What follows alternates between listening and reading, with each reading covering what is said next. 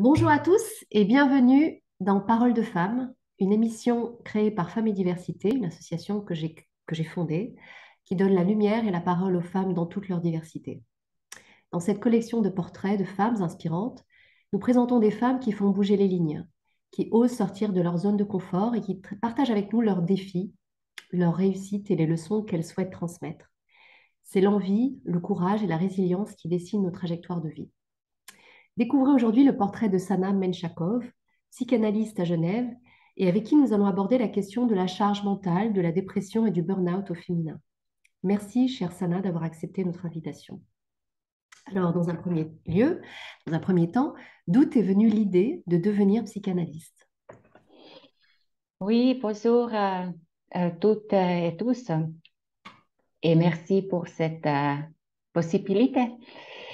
Euh, oui, être psychanalyste, c'est quelque chose que j'ai vraiment voulu pendant toujours, que je rappelle, pendant mon toute jeune adulte. Mais psychanalyse, c'est quelque chose on peut pas juste étudier et devenir toute seule. C'est quelque chose que il faut déjà avoir expérience de vie, il faut faire des longues études par rapport aux textes principaux et fondamentaux. Il faut également faire une longue analyse à soi-même. Donc souvent, les psychanalystes, ils sont plutôt quarantaine. Il n'y a pas une shortcut. Mm. Donc, oui, cette idée, ça venu. J'ai travaillé avec santé mentale pendant toute ma vie et plutôt dans la psychiatrie.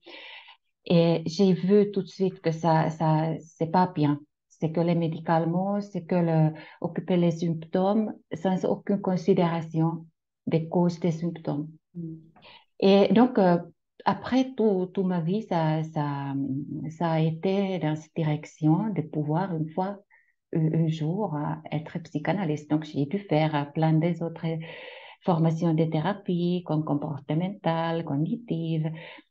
Et, et finalement, maintenant, je peux être psychanalyste.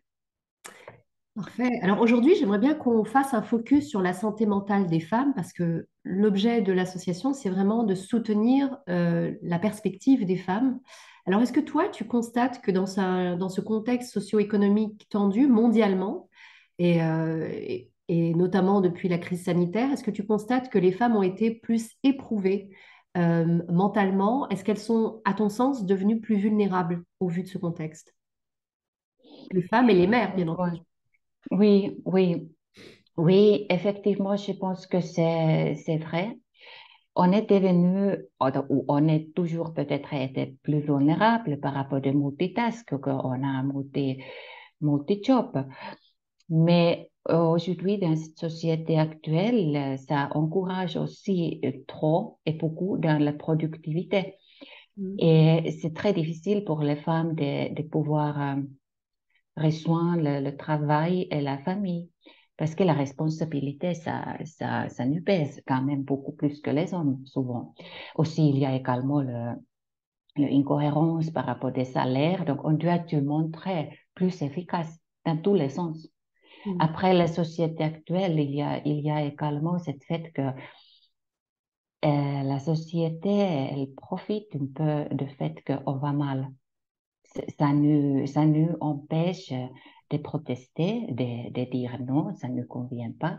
Ça, c'est quelque chose qui est un peu malsain, mais elle nous pousse dans la perfection qui est déjà pas possible, c'est impossible et c'est pas naturel.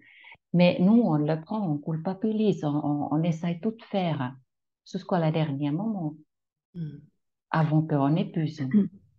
Et ce contexte, tu penses que cette envie de performance, elle est amplifiée davantage lorsque une femme devient mère, parce qu'elle doit aussi être performante dans Oui, l'éducation. exactement, parce il y a une métier de plus qui vient Oui. installer dans sa vie.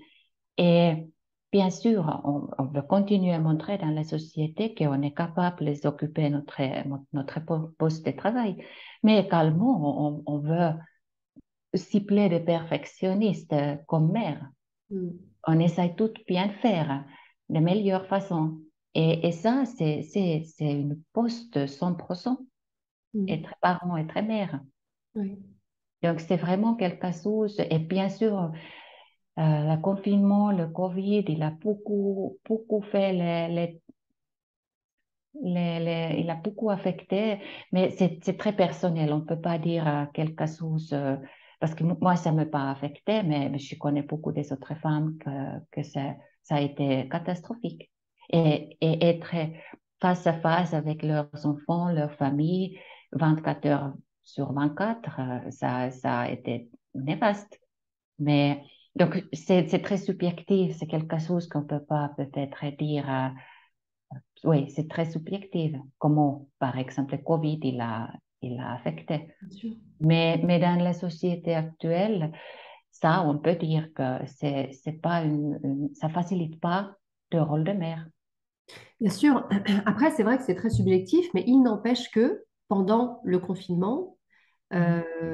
en tout cas en France, ben, il n'y avait plus l'école, donc l'école était à la maison. Donc, Oui, moi, je me exactement, suis- 24 heures sur 24 avec voilà, les 24 heures sur enfants. 24. En Et on plus, c'est constate plus quand de même, travail. en plus du travail, en plus des tâches ménagères, en plus du reste. Mais on constate quand même que souvent, l'école à la maison, c'était quelque chose qui était conduit par les mères. Parce que Oui, elles sentent exactement. intuitivement qu'elles sont responsables de leurs enfants, peut-être plus Mhm. que les pères. Mais ça, c'est une fête de toute façon. Les Voilà. mères, ils sont plus responsables. Oui. Peut-être c'est lié le fait qu'on les a portés, on Oui. les a mis au monde. Oui. Et souvent, on ne peut pas généraliser non plus, mais souvent, les pères, ils ont un rôle totalement différent que la mère. La Oui. mère, c'est celle-là qui est présente quotidiennement. Le père, c'est plutôt quelqu'un qui est de loi des pères, un peu derrière. Mm. Est-ce que tu dirais quand même que, il y a des signes qui ne trompent pas pour identifier justement le burn-out chez la femme ou chez la mère en particulier? Est-ce qu'il y a des signes qui alertent justement sur bah, ce burn-out qui arrive petit à petit? Parce que j'imagine que ça tombe pas sur la personne immédiatement. Il y a des signes annonciateurs. Oui, exactement. Et j'ai un peu fait les notes par rapport à ça. Je n'aime pas lire, mais il y a quelque chose que je voudrais lire quand même. Donc, effectivement, c'est pas quelque chose qui tombe du ciel et il y a beaucoup de signes. Mm. Le question, c'est vraiment apprendre à lire les signes Oui. et on va aller là. Mais donc, la première chose, c'est le différencier par rapport au stress. Stress, c'est quelque chose, il y a un stresseur, il y a une source ponctuelle qui nous dérange, qui vient nous donner aussi le, le, le manifestation physique et psychique Mm. que on est au bord des effondrer, qu'il faut faire quelque chose. Ça, c'est Oui. stress, mais il y a toujours une stresseur, Mm. ou il y peut avoir deux, mais pas plus.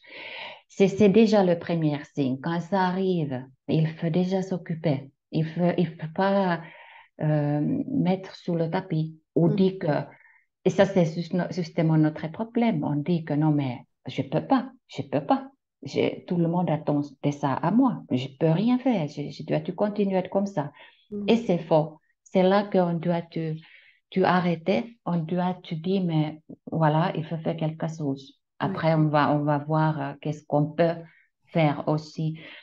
Après, si on ne s'écoute pas ces petits signes ou ces grands signes, finalement,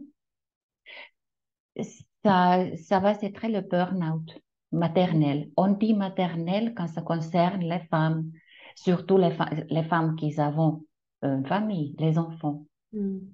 S'il y a les femmes qui travaillent seulement, qui n'ont pas les enfants, on dit burn-out. Parce que là, on sait que ça concerne le travail. Mais Mm. autrement, quand il y a les femmes qui tombent dans ce syndrome, et ils savent, les enfants sont dit burn-out maternel. Ça a été étudié Mm. longtemps et c'est reconnu comme une diagnostic, même si en psychanalyse, on ne diagnostique pas, mais on a les signes.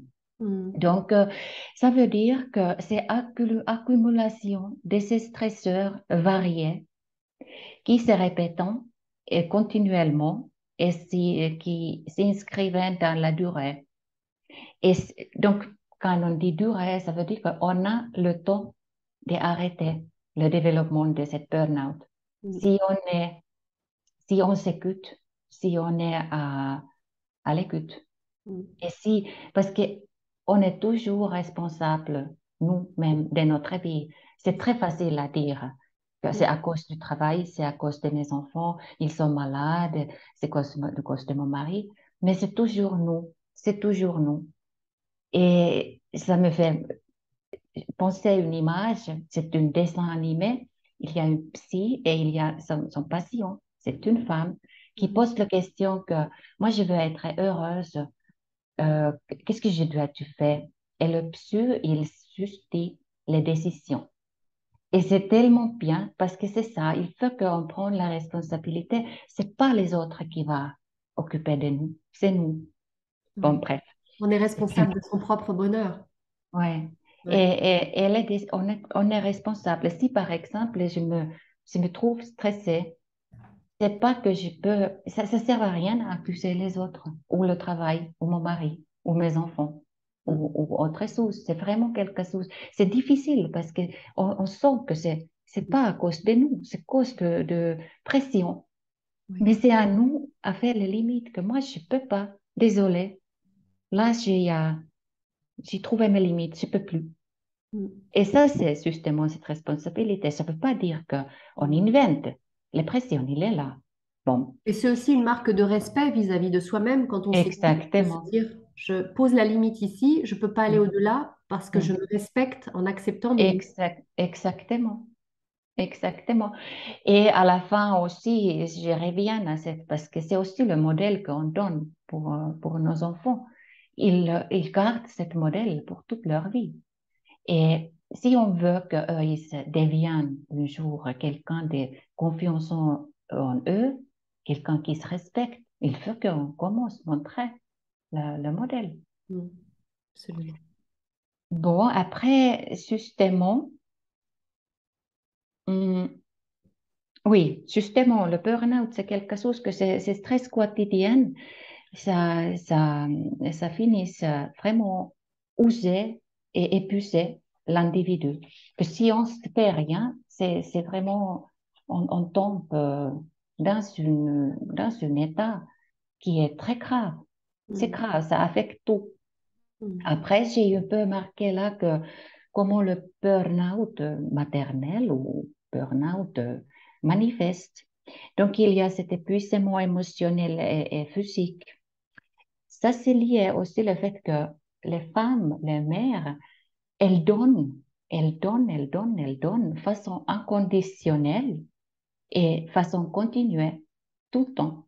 On donne, c'est surtout envers nos enfants, mais aussi ce sentiment tout le temps là, derrière la tête au travail, qu'il faut que je me montre que ma maternité n'a pas affecté mon capacité de travailler. C'est quelque chose, il faut tout le temps, il faut être conscient de tous ces jeux-là. Mm. Ah, ouais.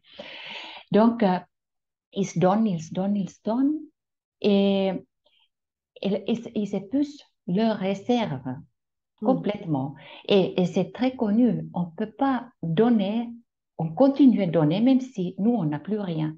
On continue sous ce coup, on ne peut pas. Mais il faut penser toujours que moi, je dois être bien pour pouvoir donner à Mm. les autres. C'est-à-dire Après, que quand on donne, il y a une question aussi d'être, de pouvoir nous ressourcer pour pouvoir donner. Donc, il faut avoir exact, une réserve dont on va exactement, épuiser de l'énergie pour pouvoir donner aux autres. exactement. Et là, c'est aussi une chose que les femmes, les mères, souvent, ils n'ont pas cette Mm. reconnaissance qui nous nourrissent, Oui. qui nous donnent. Et ça c'est une vraie question et bon, ouais, je l'aborde aussi à la fin parce que c'est une chose que on attend cette reconnaissance. C'est quelque chose, il faut être conscient qu'on attend cette, il faut pas le nier Oui. parce qu'on attend et plus probablement on ne l'aura jamais. Donc Oui. il faut l'accepter. Il faut plutôt penser moi-même que je fais un travail important. Mm. Je ne dépends pas que les personnes ils viennent me féliciter. Mm. Je dépends que moi, je sens que c'est important. Être mère. Mm. C'est Oui, parce que quelque là, chose. on touche au fait qu'on attend une certaine validation externe. Et si on l'a Exactement. pas, ça touche notre Exactement. estime de soi, en fait. Notre Oui, c'est ça. confiance. Et au travail, normalement, on a une reconnaissance, on vient de nous dire notre valeur, quelque sorte. Oui. Sinon, il faut peut-être changer de travail aussi. Il faut peut-être se former dans une autre chose. Et c'est très important cette question de travail aussi, de pouvoir choisir quelque chose, parce que dans la psychanalyse, on dit que on apprend les patients d'aimer ce qu'ils font, aimer ce qu'ils avons et aimer eux-mêmes. Donc, c'est quelque chose, c'est pas quelque chose qu'on a à venir jour, hein. C'est aujourd'hui. Tout ce que j'ai maintenant, tout ce que je fais maintenant, et celui-là que je suis maintenant. Mm. C'est tout quelque chose à apprendre à aimer. Et pas refléter toujours dans l'avenir, ni Mm. dans le passé non plus, Mm. parce Mm. qu'aujourd'hui, c'est le seul qu'on a. Mais c'est vrai que cette valeur au travail, on peut l'avoir, mais dans la maternité, c'est pas valorisé. Mm.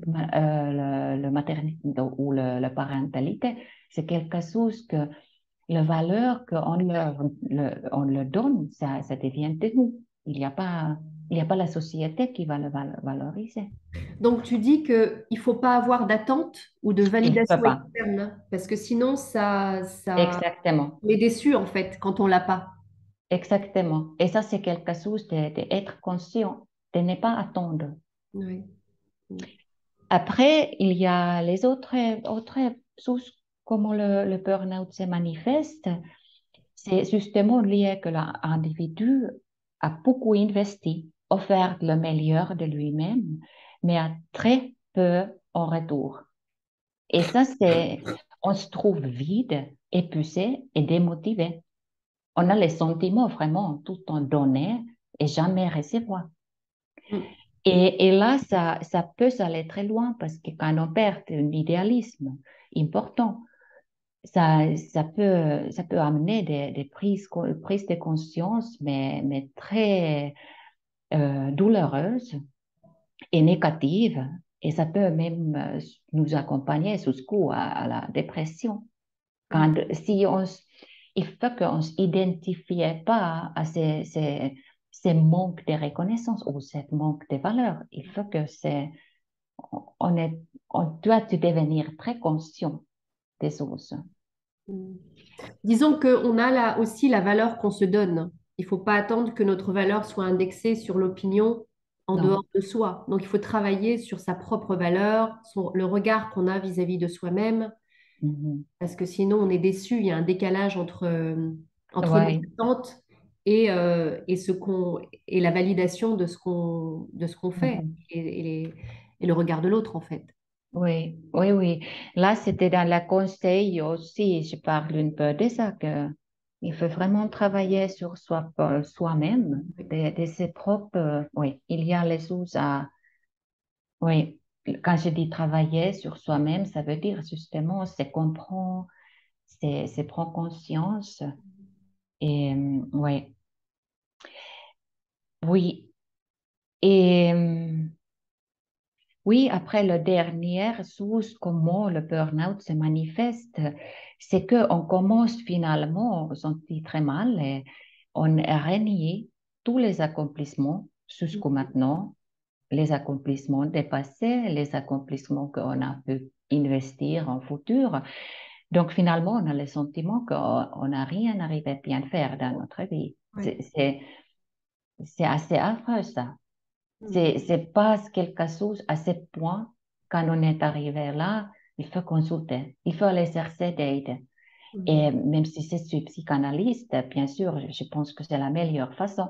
Mais il y a aujourd'hui beaucoup de thérapies très faciles à approcher, beaucoup d'options. Et si la première, c'est égal, quel est son nombre de formation de métier, mais plus important, c'est chercher la bonne personne qui a la bonne écoute, que vous vous sentez bien avec. Mais Mm. il faut absolument aller parler.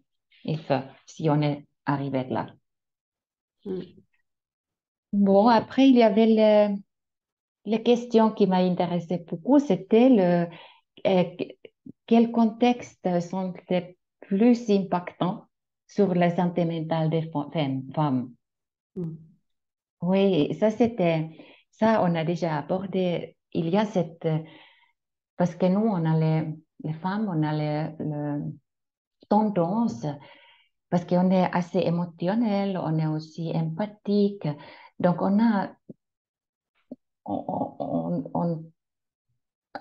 il y a beaucoup de manifestations dans cet domaine-là. Et ça concerne ça, qui a le plus impact pour la santé mentale. Moi, j'ai juste marqué là que je dirais que c'est l'absence de contrôle. Et ça, c'est une chose qui nous, l'absence de contrôle sur les événements est toxique pour l'individu. C'est quelque chose qu'on a très, très mal à accepter, des choses qu'on ne contrôle pas. Lorsque le contrôle est faible ou inexistant, nous sommes stressés parce que nous avons l'impression de vivre dans un état d'instabilité et incohérence. Après, il faut se rappeler que le contrôle, finalement, on n'a pas. C'est une illusion. On n'a pas. C'est à travailler vraiment cette question des contrôles. On a une petite contrôle et seulement pour les choses qui nous concernent. Mais tout ce qui concerne les autres, on Mm. n'a aucune, zéro. Mm. C'est quelque chose, là, le lien que, justement, la valeur qu'on se donne, ça dépend des autres. Oui. Donc, on essaie de contrôler qu'on donne le meilleur tout le temps, Mm. constamment, sans arrêt. Mm. Ça c'est le contrôle. Il faut comprendre qu'on n'en a aucune. Mm.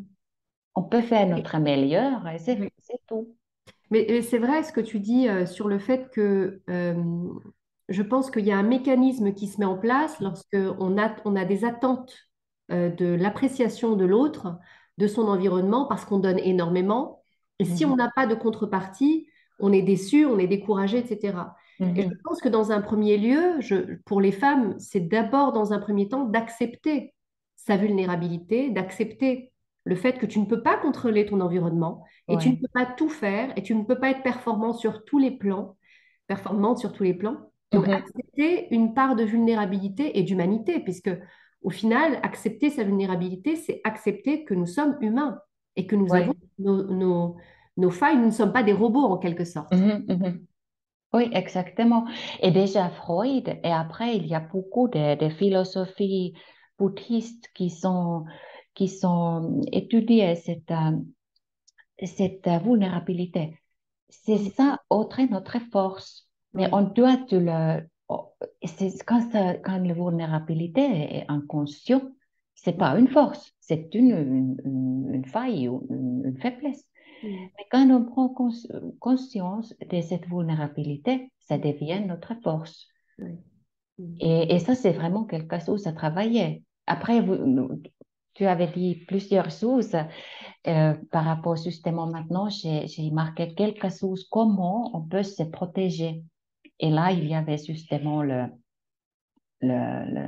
chose que tu avais dit. Donc, la première chose, c'est élargir la compréhension du pourquoi et comment. Mm. Quelquefois, on peut juste réfléchir nous-mêmes et constater que oui, voilà, je n'ai pas compris ça avant. On peut discuter avec les autres. Mm. On peut lire, il y a beaucoup.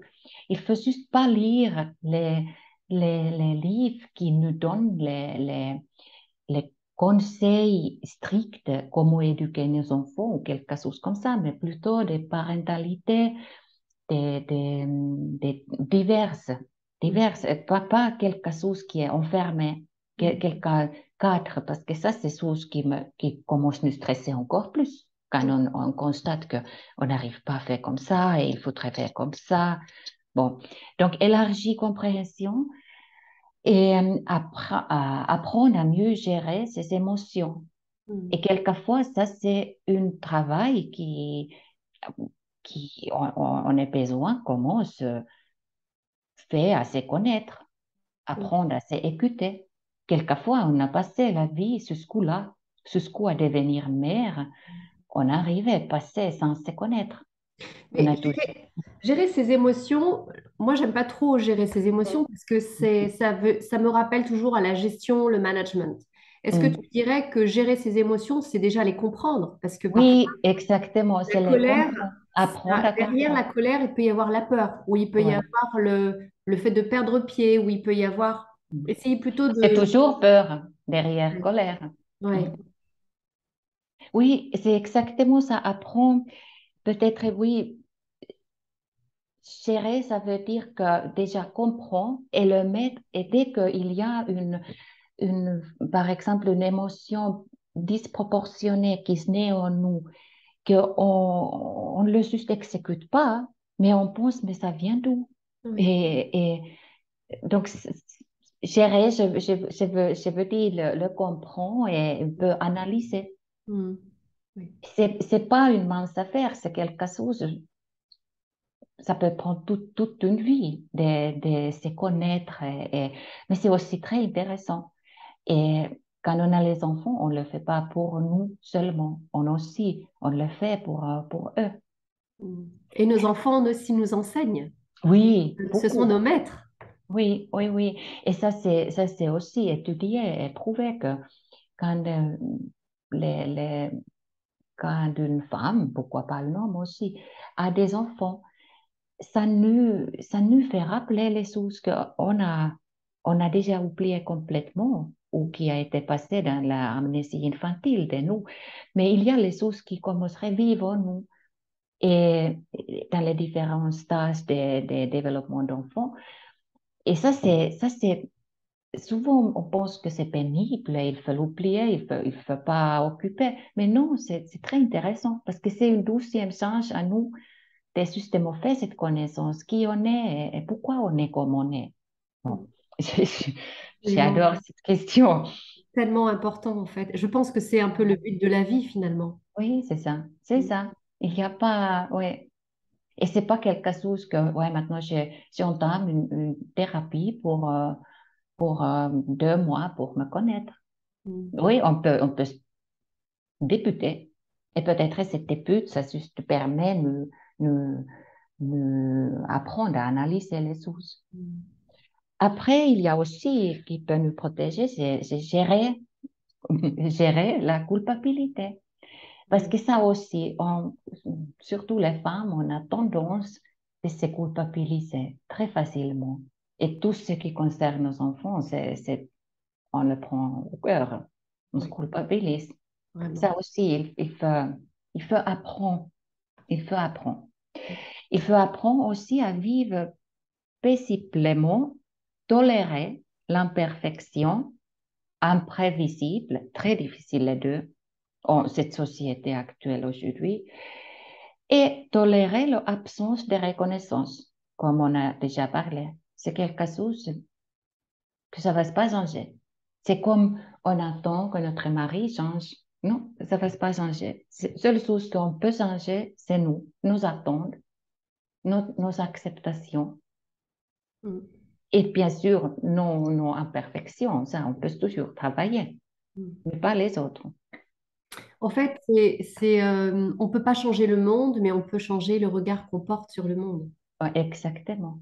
Et il faut toujours rappeler, surtout en psychanalyse, on vit dans ce monde parallèle. Il y a notre vie psychique qui est souvent très différente que la vie des réalités. Mm.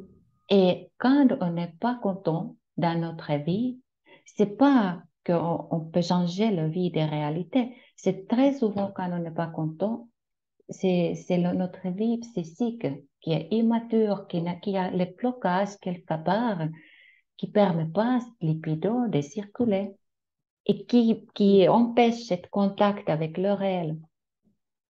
Mm. C'est-à-dire quand on n'a pas fait le travail nécessaire, c'est notre vie psychique ou notre inconscient qui contrôle notre réalité. Mais Oui, de notre conscience ne contrôle rien, il n'y a pas de pouvoir, Mm. même si on décide que ouais, voilà, moi je veux marier avec un homme comme ça va jamais arriver. C'est notre inconscient qui dirige notre vie. Donc les modèles qu'on a eus en famille, c'est très souvent que même si on décide que je ne vais jamais choisir une mari comme mon père il était, parce que j'ai toujours détesté mon père, il était affreux, ouais, bref. Mais finalement, on se trouve marié avec une personne qui a exactement les mêmes caractéristiques. Et Mm. ça ne s'explique pas par la conscience, c'est l'inconscience. Mm. Donc, c'est quelque chose, il y a toujours quelque chose à travailler. Mm. Mais là, on a parti un peu.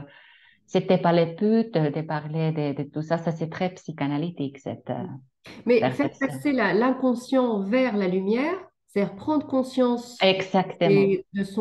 de ses mécanismes Oui, en tant exactement. que femme, c'est aussi déjouer le burn-out potentiel, la charge mentale, tout ça. Donc, c'est Exactement. aussi prendre conscience de son inconscient, des mécanismes inconscients, et les faire passer à la Exactement. lumière, les conscientiser en quelque sorte. Oui, et la conscience élargie. C'est Oui. ça, quand on prend conscience, quand on comprend les choses justement Mm. que jusqu'à aujourd'hui a été des mécanismes inconscients. Mm. Et c'est très important, c'est très important. Et quand on va bien, on va jamais questionner les choses comme ça. C'est une fait. C'est le principe du plaisir. L'humain, il est fait comme ça. Mais quand il y a de malheur ou le stress ou la souffrance, c'est un bon moment de travailler de ça. Oui. Il faut juste le accepter que voilà, ça me touche maintenant, ça touche tout le monde à un moment donné. Mm. Et maintenant, ça me touche. Je ne vais pas me prendre comme une victime qui s'isole dans ses souffrances, que non, je vais travailler maintenant parce que c'est mon possibilité. Tout C'est à fait. aujourd'hui. Il faut penser toujours tous tous les événements que la vie il nous met en traverse, c'est pour nous apprendre quelque chose, Oui. c'est pour nous grandir, c'est Mm. pour nous faire comprendre quelque chose. Bon, il y a aussi apprendre à se respecter, ce qu'on avait dit. C'est vraiment quelque chose d'important. Apprendre à s'aimer aussi. Mm. Et s'aimer, parce que déjà, on dit que on ne sait pas aimer les autres si on ne s'aime pas nous-mêmes. Mm. Mm. Et donc, c'est quelque chose d'essentiel. Et oui, apprendre aussi à se préserver son énergie, parce Mm. que c'est ça qui, quand on a tout épuisé, quand on a tout donné, c'est là que ça vient. Donc, il faut apprendre à lire les signes, Mm. préserver cette énergie. Mm.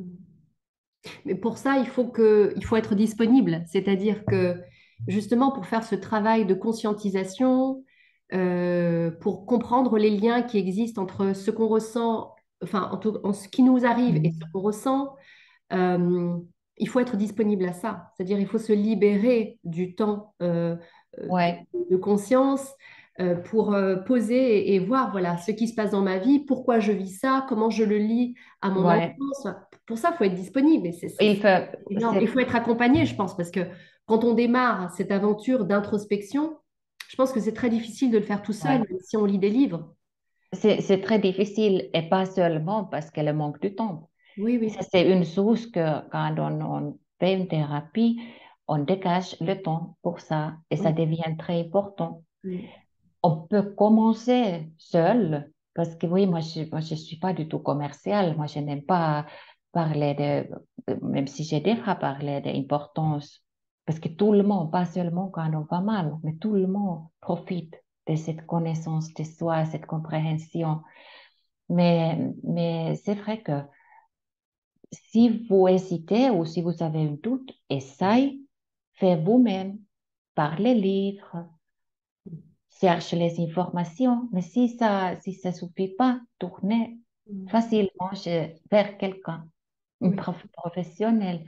Après là, il y avait aussi une chose de se bien définir ses priorités. Ça, c'était un peu là aussi par rapport au temps, parce que déjà, on n'arrive pas à tout faire.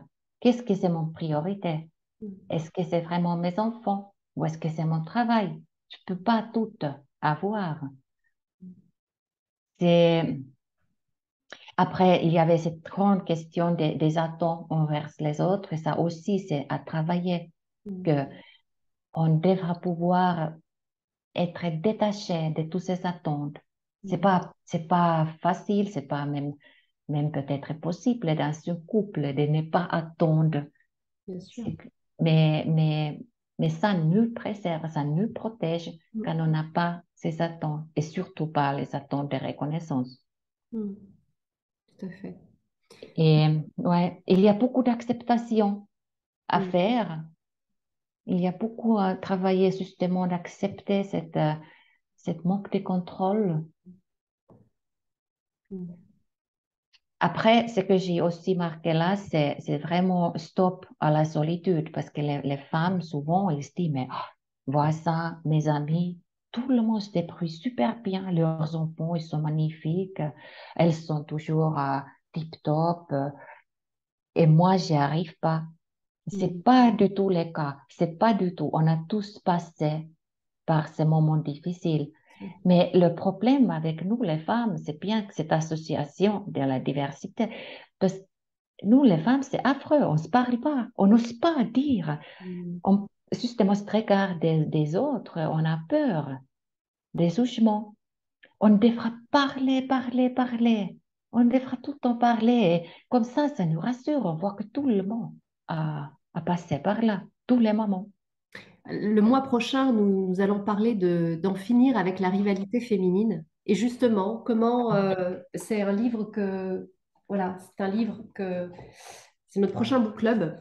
Et c'est vrai que le sujet que tu viens de toucher, le fait Mhm, de s'imaginer que d'autres mhm, mères, elles assurent que, et ben, peut-être qu'en creusant un peu, on s'aperçoit que ben, c'est pas toujours simple pour elle. Peut-être qu'elle a des clés, peut-être. Et vraiment, à travers la parole, à travers le soutien. Parce que quand je disais mhm, tout à l'heure, quand on démarre le processus d'introspection ou mhm. de questionnement, c'est pas nécessairement d'aller voir un psychanalyste, mais vraiment de s'ouvrir à l'autre et de voir, voilà, Ouais. comment est-ce que toi tu gères en tant que mère, en tant que femme, et créer, tu vois, cette sororité, cette compréhension mutuelle, Mhm, parce qu'ensemble, c'est plus facile mhm. tu vois, de partager des clés, de partager des enseignements. Et puis vraiment, quand ça va pas, aller voir un professionnel pour être Ouais, accompagné dans ce processus de transformation, en fait. Parce que je pense ouais. que quand on commence à Mhm, faire ce travail d'introspection, mhm. il y a tout qui change à l'extérieur. Notre manière de voir le travail, notre manière de voir notre famille, de voir nos enfants, Tout, de se tout, remettre en fait au centre exactement. de notre vie, quoi. Mhm. Exactement, c'est ça. Ça change tout. Mm, Ça peut paraître incompréhensible, mais c'est une fait. mm, mm, Et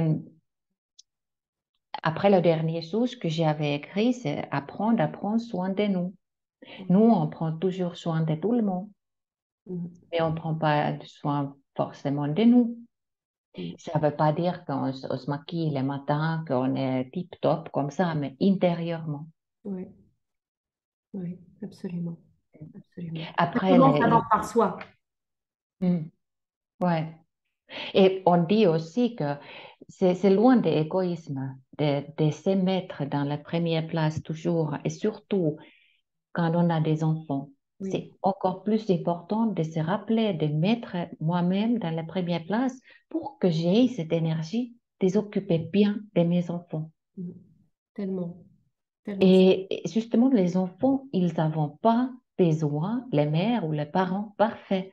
Ils ont besoin les mères ou les parents présents, qui Oui. sont bien heureuses dans leur vie, qui sont bien dans leur tête, Mm. qui se continuent à être là, présents, Mm. qui s'épuisent pas, hein. Et finalement, tu vas te enfermer dans un hôpital ou être déprimé 5 mois à la maison. Ça, c'est pas présence. Mm. Absolument. Présent et disponible, parce qu'on peut être Mm. là physiquement et pas Oui, être oui, avec son je enfant. parle présence, justement, les Ouais. présences psychiques, Ouais. que même si on ne s'active pas, même si on l'a, mais c'est tout à fait ça. Mm. Il faut être intéressé Mm. de la vie de nos enfants, mais on ne peut pas être intéressé si notre propre vie est en chaos ou on n'a plus d'énergie. Donc, tout c'est lié. Tout est lié. Mhm. Alors, on va finir sur ta devise. Est-ce qu'il y a quelque chose, une sorte de mantra ou une devise qui t'accompagne au quotidien et que tu souhaites partager avec les personnes qui vont nous regarder, qui vont nous écouter? Peut-être c'est le seul mantra que je vais répéter ce que j'ai déjà dit parce que ça inclut un peu de tout. Que déjà, ça souligne qu'il ne faut pas comparer. Il ne faut pas du tout comparer des choses parce que nous, on ne se connaît pas la vie des autres. On peut voir juste les façades, mais rien de profondément. Donc, il ne faut jamais comparer. Donc, il faut apprendre à s'aimer Mm, soi-même. Il faut apprendre à aimer ce qu'on fait et ce qu'on a. mm. Ça peut être le mantra. C'est C'est quelque chose de très simple. On n'a pas besoin de faire le grand étude pour mm, arriver, mais il faut faire le travail. Il mm, faut travailler pour laisser tomber les attentes, à accepter les choses, accepter le pas d'avoir cette contrôle. mm. Et être dans cette sérénité, voilà, intérieure Mhm. que tu as mentionnée. Alors, tu m'as parlé d'un livre, on va en parler peut-être Oui, rapidement. oui, oui. Justement, j'avais trouvé pour cette occasion cet livre qui date très longtemps parce que je l'ai acheté quand j'ai eu mes enfants. J'ai trois enfants moi-même. Donc, j'avais acheté et j'avais complètement oublié. J'ai trouvé pour cette occasion dans mon bibliothèque. Donc, ça me fait rappeler que moi aussi, quand moi j'avais les trois petits-enfants, le même temps, c'était épuisé. C'était Mm, probablement dans cette burn-out maternelle. Et moi, j'ai pas travaillé. Donc, j'étais mère au foyer, donc à la maison. C'était mon seul travail d'occuper. Mais c'était épuisant. Et ce livre, je l'ai relu maintenant pour cette occasion-là. Et c'est un très, très bon livre qui explique très bien pourquoi et comment cette burn-out peut nous installer et mm, comment on le laisse installer. Justement, on ne sait pas écoutant les petits signes, mm, on saignant notre propre besoin et mettre les besoins des autres dans la première place. mm. C'est quelque chose qui nous concerne tous, Mm, absolument absolument, tous. absolument. Eh bien, Sana, je te remercie pour cet échange. Merci pour les références. Je pense que le livre est toujours un outil de réflexion qui nous amène à prendre conscience, parce que parfois, quand on le voit à l'extérieur, on prend conscience de ce qu'on vit à l'intérieur. Donc, le Mhm. livre, la lecture, les échanges avec les amis, c'est des liens très précieux Mhm. pour se C'est reconnecter ça. aussi à notre réalité. Mhm. Je te remercie infiniment pour cet échange parce que je pense que la santé mentale des femmes est essentielle. Mhm. Euh, Oui, elle n'est pas encore plus respectée parce que ça affecte nos enfants. et ça affecte notre, oui, notre structure familiale, etc. Et puis c'est vrai que nos enfants, ils vont pas suivre ce qu'on dit, ils vont suivre ce qu'on fait. Donc Exactement. on doit montrer la voie, on doit ouvrir la Mhm. voie et leur dire que ça passe d'abord par le respect de soi, d'aller vers ce qui nous anime, ce Mhm. qu'on aime, pour être bien en fait dans sa vie, quoi, Ouais, être heureux. c'est ça. Ben, C'est ça. je te remercie De rien. infiniment, Sana. Merci à toi. Pour suivre ce que Sana fait, vous allez sur sa page LinkedIn Sana Menchakov. Tu écris de très beaux textes, de belles références jungiennes que j'affectionne particulièrement. Donc, j'invite les personnes qui s'intéressent à ces sujets à se connecter à toi sur ta page LinkedIn. Et puis, pour plus d'informations, de consultations, je mettrai en lien dans la bio les Oui, coordonnées de Sana pour plus d'informations. À très bientôt, merci. Sana, et merci pour cet À échange. bientôt. Merci. Au revoir. Merci. Bonne journée. Au revoir.